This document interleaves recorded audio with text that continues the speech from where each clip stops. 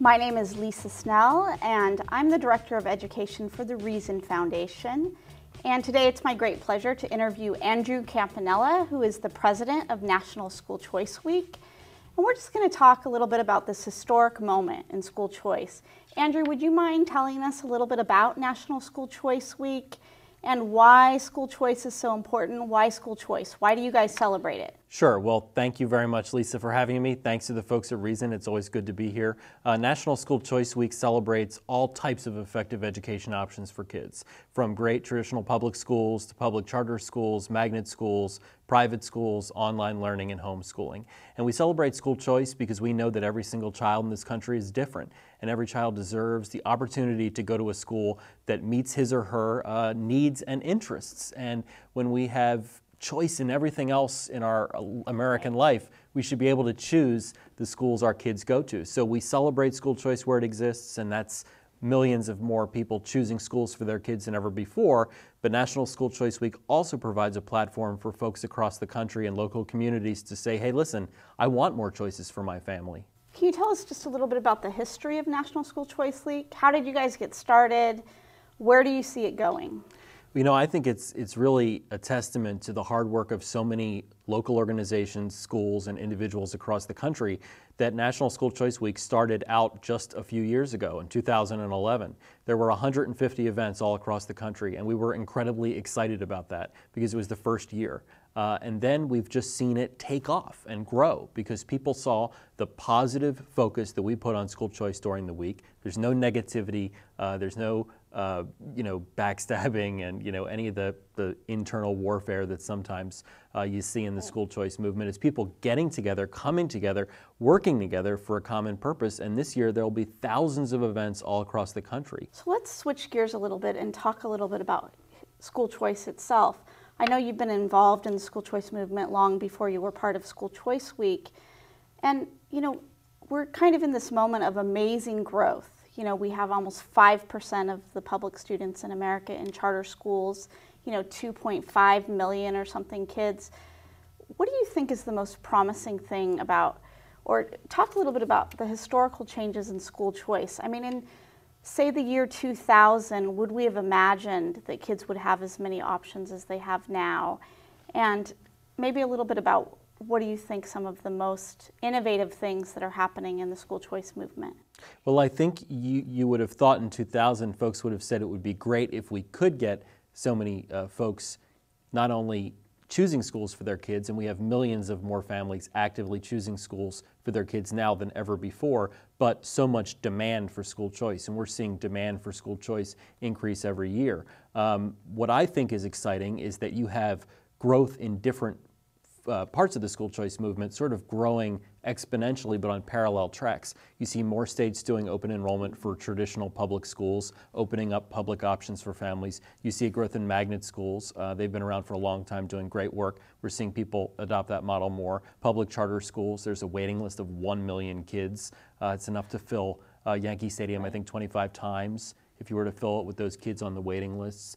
Scholarship programs, you're seeing those programs grow enormously every year. Homeschooling grows at a rate of 2%. Online learning is booming. So what we have is not just one sector of school choice growing, but all sectors. So that's what I'm most excited about, is that we are finally becoming a country where parents are no longer conditioned to think that they don't have choices when it comes to their kids' education, but they're saying, hey, I need a choice, I deserve a choice, I've got a choice in everything else. Now let's talk about the politics a little bit and how that's really changed. School choice in some ways used to be branded as kind of a conservative issue.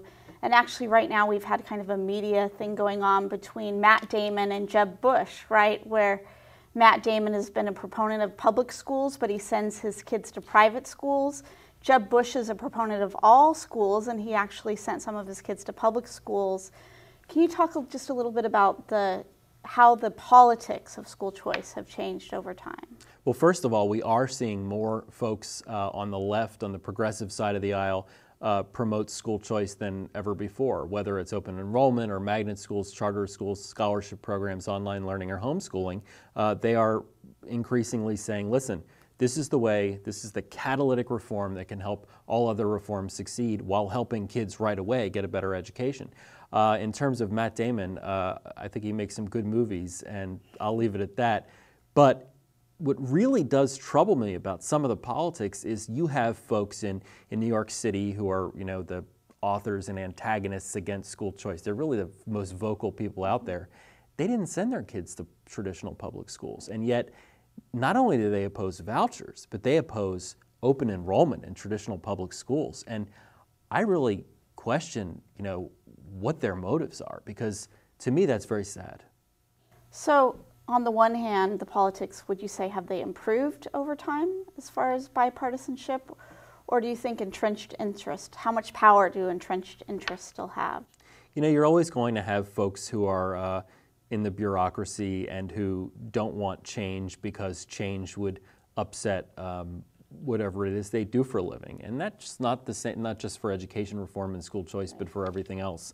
But I think that you're seeing more people cross the aisle to support school choice than ever before. And the folks who oppose it are not as widespread as they once were, but I think they're really centered in places like New York, frankly. And you see people writing books about school choice or going on TV and talking negatively about it. And it's really the same few people over and over again, as opposed to a bunch of groups all over the country.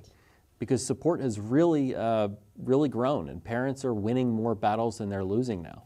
So would you say then that the support has widened and the opposition is narrowed? Yeah, we've found doing tracking polls and looking at what people think that support for school choice is growing. The number of people on the fence is shrinking, but the number of people who oppose it is relatively remaining the same. So what you're seeing is people who are on the fence overwhelmingly going to the side of supporting school choice. So as School Choice Week continues year after year, and we're not promoting any specific policy. In fact, a lot of folks who join in with School Choice Week can't agree on the specifics of all these different policies, but they agree on the basics, which is giving parents more power and more freedom to make good choices for their kids. We hope that even more people will come off the fence, support school choice, and even convince some of those skeptics.